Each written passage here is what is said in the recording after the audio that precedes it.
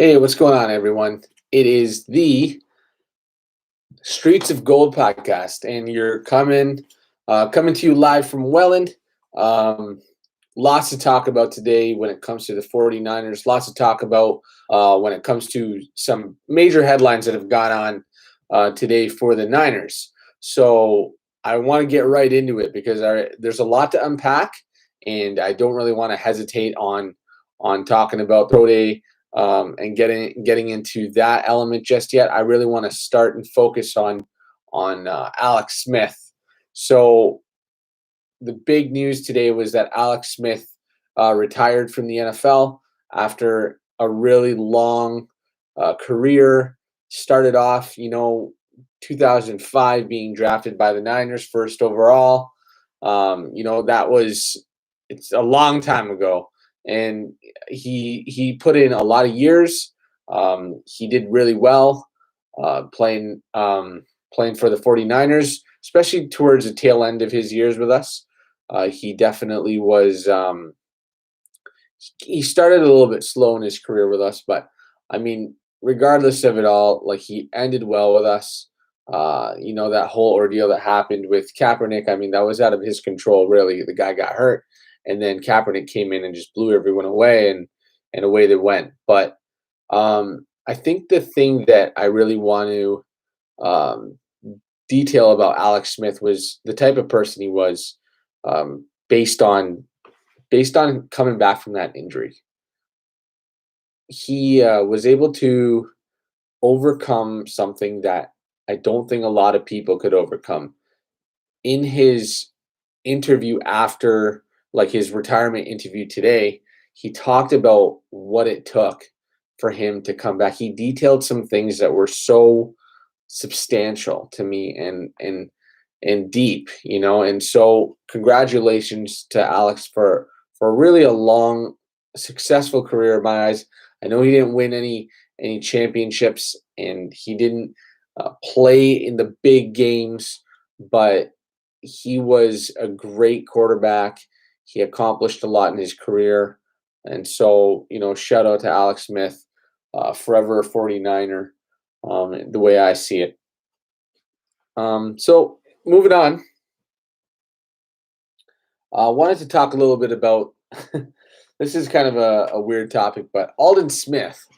Aldon Smith made headlines today again, and unfortunately not for the right thing. So Aldon Smith signed with Dallas last year after taking several years off football, came into the league, and really got off to a hot start in Dallas last year. A lot of sacks right off the bat, played well, and then kind of moved, kind of tapered off. His hype and his game kind of tapered off throughout the year, and then he ended the season, was a free agent, and lo and behold, guess who signs Aldon Smith as a free agent? The Seattle Seahawks. What a surprise! This team, for some reason, likes to hawk in on ex 49er players. I've just watched it for years, and it just continues to happen. It's not a big deal or anything. It's just I don't understand it.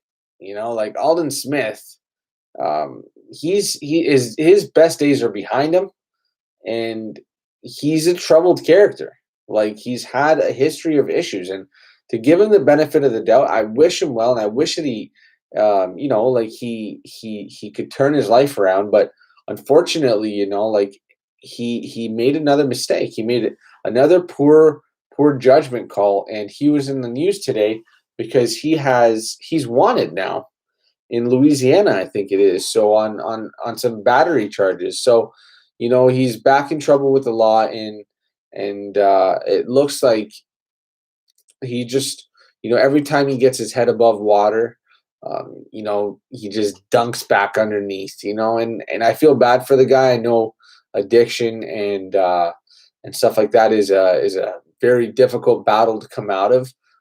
It's a fight for your life.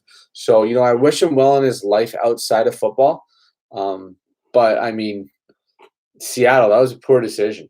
It's another ex 49er that was played football at one point in that Alex Smith era. That was a really good team, man, that 49ers team back in on the early part of the last decade, 2010, 11, 12. Those were good years, right? So Aldon Smith was a part of that team. Same with Alex Smith. So, yeah, so, those are two guys that Aldon came in with a bang, man. Like, wow. Like I thought that guy was going to be a first ballot Hall of Famer, right? The way that he was playing. So moving on to free agents. So a couple free agent visits for the 49ers. They're going to have safety Tony Jefferson come in for a visit. I think this is a great depth addition. Tony didn't play last year, and he was out for most of 2019 with a knee injury. But, I remember him when he was I'm pretty sure he was drafted. I don't know where he was drafted, but he was drafted by Arizona, as far as I know. And he played the early part of his career in Arizona, and then he went to Baltimore. And now it looks like at 29 years old, still with some football left in the tank. I think he still has a lot in the tank.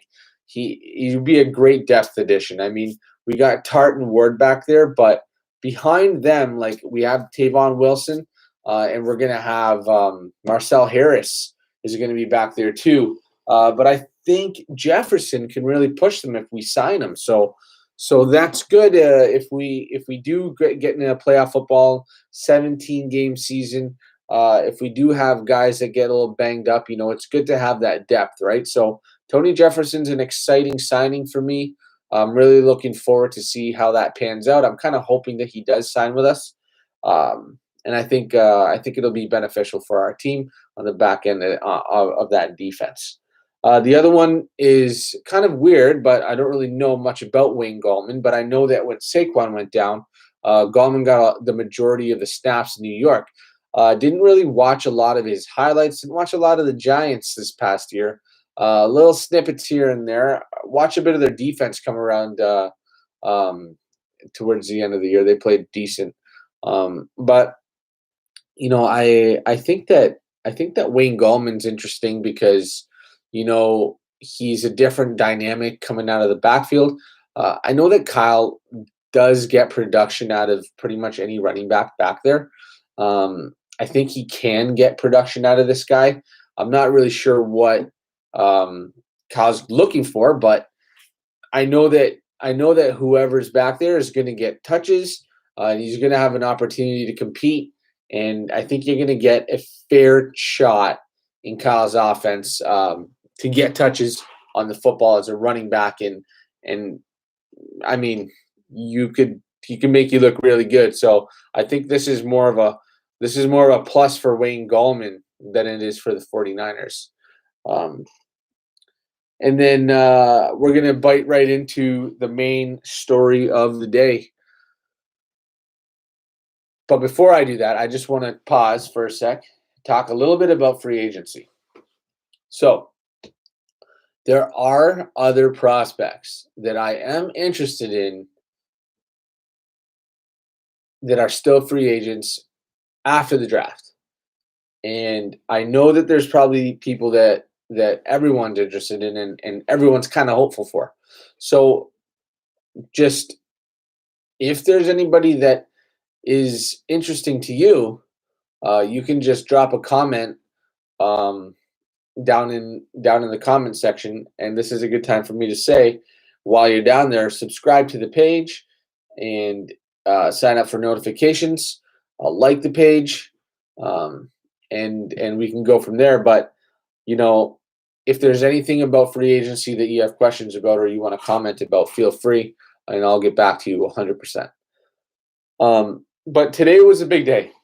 Big day in Fargo? Is that what it is? Fargo, North Dakota.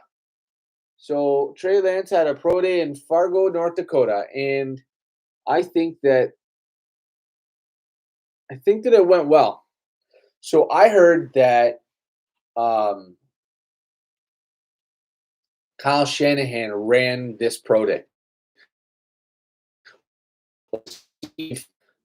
John Beck, who is tied to Kyle, a blueprint of what he wanted to see out of Trey today. And I think that Trey did a great job. I'm sure of it. But Kyle, I don't know who orchestrated it or who planned it this way, but Jordan Matthews was running routes for Trey at the pro day. And that's interesting to me because Trey Lance, in his division, at his level, wasn't throwing the ball to elite wide receivers. And so the fact that Jordan Matthews is there receiving balls from him is a big thing to me. Like the way I look at it, Jordan Matthews has been on and off our roster over the last couple seasons, and he knows the tree that Kyle wants and how he wants his routes run. And so I think it's interesting that he was there running routes as an NFL caliber wide receiver and catching balls from Trey. And I think it's interesting that Trey said, no, sorry, Jordan Matthews said, I read something that he said that Trey is going to do great at the next level. And so he's caught balls from two Bisons. As you know, Carson Wentz, who was a Philadelphia Eagle, was throwing touchdowns to Jordan Matthews when Jordan Matthews was in Philly. So I think there's some ties there, some cool stories within stories in this entire situation. Trey has a tremendous arm. I know he's got that arm talent. I know he's young. I don't really want to say he's raw because, I mean, he ran a pro-style system. He knows how to run play action. He is a good decision maker with the football. He works through his reads, progressions.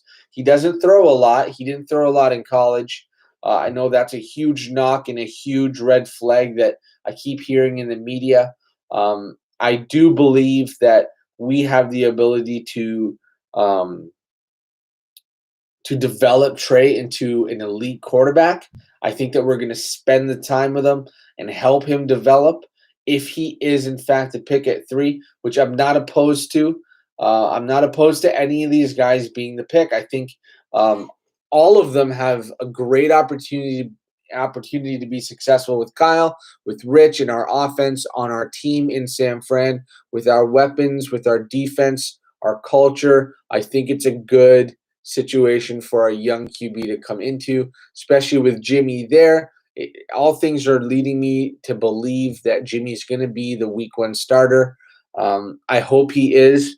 In the case of Trey Lance being drafted, even Mac Jones, even Justin Fields or Zach Wilson, no matter who the QB is, I really believe that Jimmy starting is crucial for us, unless he just gets straight up beat out in camp. And I think that's also a storyline that I'll be looking forward to following as it comes along. But, you know, Trey Lance as a prospect, the red flags that have come up are his amount of work. So he only threw the ball like sub 400 times. Like it's under 400 throws. It's like 300, and I don't even think it's 350. I think it's like 320 or something. He's only thrown the ball 320 times, which is a red flag. 19, averaging 19 per game. Also took almost he played 1 game in 2020, so he's had a year off already, and that 1 game apparently wasn't the greatest game. I watched highlights. I don't know. It's 1 game. I don't like making judgments off of 1 game. But if you look at the bulk of the games that he played in 2019, he was phenomenal. He dominated at his level. He's got a great story from a small town. You know what? The guys, he's grown on me, right? Like, as you study these prospects and learn about them, they grow on you. And when you're in the market for them, you know, here we are, man, like 10 days away from the draft, you know, like it's like, woo, you just want to jump out of your skin. You're getting excited. You're counting down. You know you're getting a quarterback, but which one? And so when you start breaking them down, and you had pro day for Mac Jones, and the Mac Jones train was really hyped, and it was ripping down the railroad, and everybody was jumping on the Mac Jones train, right? And then Justin Fields has a pro day, and it's the same thing for Fields, right? Everyone's like, yeah, Fields is a lock to San Francisco. That's who they're going with. There's no doubt. So I think that the thing is that I think that what it is whoa, did I lose connection there? Having issues out here. Like we are Rogers is a major network for us, and they've been down all day. Like I haven't been able to use my phones and stuff. So I've had issues with streaming and calls and connection today. Hoping that I'm still getting some good. Um, Things seem to be running still. So, anyways, like I was saying, I don't even remember what I was talking about, but Trey Lance or Justin Fields, everyone was on that hype train after the pro day, and now you have Trey Lance that has his pro day, and this whole week, the rest of this week's all going to be Lance to the Niners, Lance to the Niners, right? So I don't really want to, I don't want to be swayed too much by all this stuff, but to be honest, I've paid close attention to all the stuff written throughout this process. And I've grown on Mac Jones, I've grown on Justin Fields, and I've grown on Trey Lance. I'm happy with all three of those guys as prospects. I think, like I said, they're all going to be successful at the next level with the 49ers. Um, I want us to pick the guy that is right for us and not necessarily what everyone else is thinking, right? Like Kyle's going to get the guy that's right for him. It's going to be the guy that he loves for his system. It's going to be the guy that he wants to coach. It's going to be the guy that he wants to call plays for, right? Like he wants to be on the sideline and he wants to be like, hey, you know what? That's my quarterback. I drafted that guy. I think it's a long time coming for Kyle to be able to pick a guy early and then develop him and continue onward. So that's pretty much a wrap for today. I'm excited about things to come. Again, big shout out to Alex Smith. Congratulations on your retirement, man. A great career. And Tony Jefferson, excited to see what happens there. Wayne Gallman, I think it's a win-win here. He's probably going to be a depth player. Maybe he makes the 53. I don't even know. And then, of course, you have the Aldon Smith story. We'll just keep tabs on that. But I think we all know where that one's heading. And the Trey Lance story. So let's learn more about Trey. I'll be back in live with you guys tomorrow. We'll talk a little bit more about later prospects. We'll talk a little bit more about the 49ers and the things that are to come. But for now, just remember, like, subscribe, notifications. Keep it real. Streets of gold. Peace.